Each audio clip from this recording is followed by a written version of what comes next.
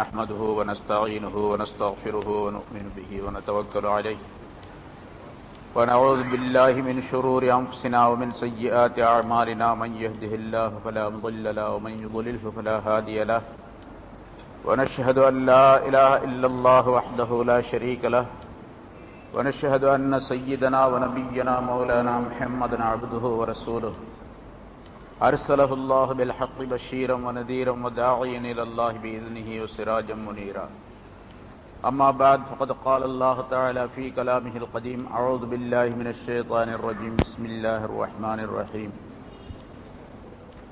وما آتاكم الرسول فخذوه وما نهاكم عنه فانتهوا واتقوا الله إن الله شديد العقاب صدق الله العظيم. கண்ணியத்திற்குரிய பெரியோர்களே, சகோதரர்களே, உலகத்தில் ஈமானை கெடுப்பதற்காக வேண்டி, இஸ்லாத்தை அழிப்பதற்காக வேண்டி ஆரம்ப காலத்திலிருந்தே பல்வேறு விதமான சூழ்ச்சிகளை பல மனிதர்கள் செய்து வந்திருக்கின்றார்கள். அவையெல்லாம் அந்தந்த நேரங்களிலே முறியடிக்கப்பட்டு உண்மையான ஈமான் எது, உண்மையான இஸ்லாம் எது என்பது பற்றி விளக்கங்களை மக்களுக்கு நல்ல மனிதர்கள் பலர் தெளிவுபடுத்திக் கொண்டிருக்கின்றார்கள். அந்த அடிப்படையில் தான் இந்த கூட்டமும் கூட்டப்பட்டிருக்கின்றது. நம்முடைய தமிழ்நாட்டில் சமீப காலமாக ஏற்பட்ட பல்வேறு விதமான குழப்பங்களிலே இன்று ஒரு அதிகப்படியான குழப்பம் ஏற்பட்டு பல மனிதர்கள் அதை பற்றி குழம்பி போயிருக்கக்கூடிய சூழ்நிலை, அதனுடைய விளக்கம் தெரியாமல் தடுமாறிக் கொண்டிருக்கக்கூடிய சூழ்நிலை அமைந்திருக்கின்றது. சமீப காலமாக குர்ஆனும் ஹதீஸும் போதும் மார்க்கத்தை விளங்குவதற்கு இவை இரண்டு அல்லாத வேறு எதுவும் தேவையில்லை என்பதாக சொல்லி சமுதாயத்திலே பல குழப்பங்களை செய்து கொண்டிருந்தார்கள். அவர்களிலிருந்து ஒரு பிரிவினர் இப்பொழுது குர்ஆன் மட்டும் போதும், ஹதீஸுகள் தேவையில்லை என்பதாக சொல்லிக் கொண்டிருக்கின்றார்கள். இன்னும் கொஞ்சம் காலம் கழித்தால் குர்ஆனும் தேவையில்லை என்று சொல்லக்கூடிய ஒரு கூட்டம் வரும். அவர்களும் தங்களை முஸ்லிம்கள் என்பதாக சொல்லிக் கொள்ளுவார்கள். இவர்களும் இப்பொழுது தங்களை முஸ்லிம்கள் என்பதாக பெயர் வைத்து சொல்லிக் கொண்டிருக்கின்றார்கள். யார் குர்ஆன் மட்டும் போதும் என்று சொல்லுகின்றார்களோ இவர்கள். ஆனால் உண்மையிலேயே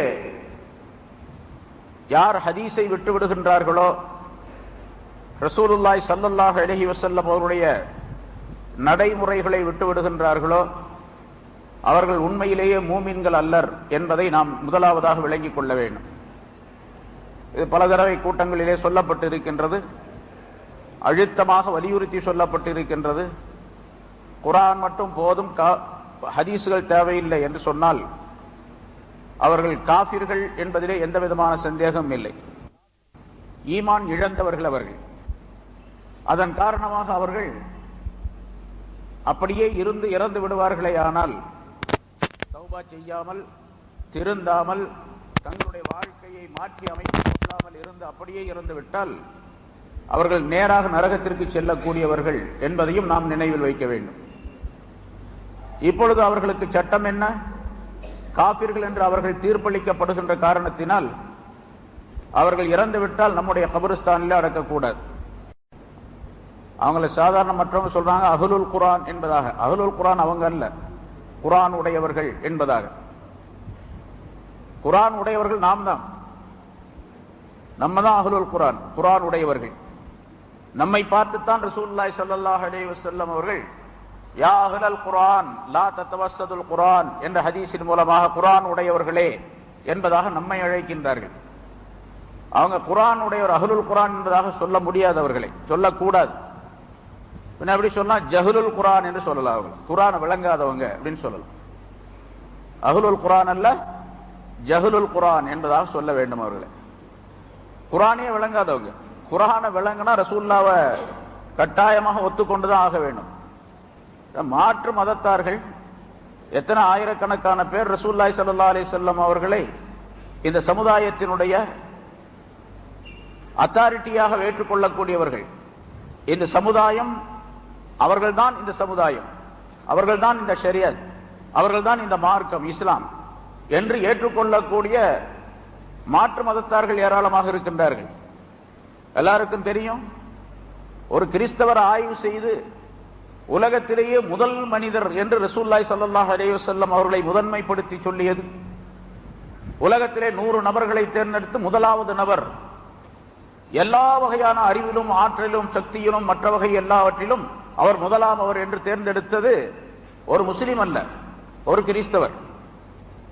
இப்படி ரசூலுல்லாஹி ஸல்லல்லாஹு அலைஹி வஸல்லம் அவர்களை ஏற்றுக்கொண்டவர்கள் மாற்று மதத்தார்களும் கூட இருக்கின்றார்கள்.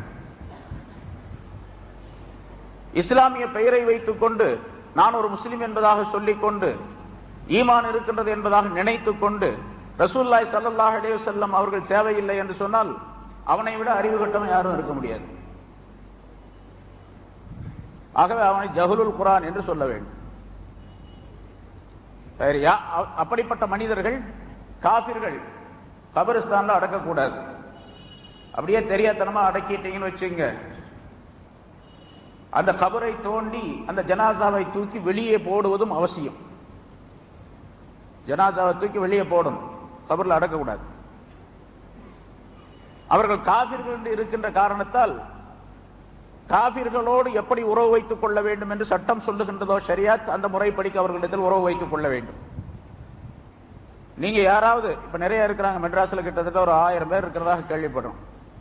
அந்த மாதிரி குர்ஆன் மட்டும் போதும் என்று சொல்லக்கூடியவர்கள் தனியா பள்ளிவாசல இந்த 7 வெல்ஸ்ல இங்கதான் பின்னால வச்சு அவங்க மஸ்ஜிதாக ஆக்கி, ஒரு இடத்தை மஸ்ஜிதாக ஆக்கி தொழுது கொண்டு வருகின்றார்கள்.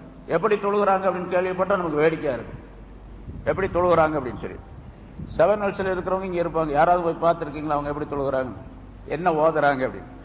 ரசூல்லா வேணா ஹதீஸ் வேணா அப்படின்னு சொன்னா அப்ப எப்படி தொழுகிறது, எப்படி தக்பீர் கட்டுறது, என்ன ஓதுறது, எப்படி ருக்கு செய்யறது, எப்படி ருக்குவுல என்ன ஓதுறது, சுஜூதுல என்ன ஓதுறது, இதெல்லாம் எதுவுமே தெரியாது. எதுவுமே நாம கற்பனை செய்து கொண்டு எதையும் செய்ய முடியாது. சரி, அவர்களுக்கு யாராவது நீங்கள் பெண் கொடுத்திருந்தால், திருமணம் செய்து கொடுத்திருந்தால், அந்த பெண்ணும் உடனடியாக அந்த பெண் தலாக் ஆகி விடுவாள். அந்த பெண்ணை நீங்க கூப்பிட்டுக்கணும்.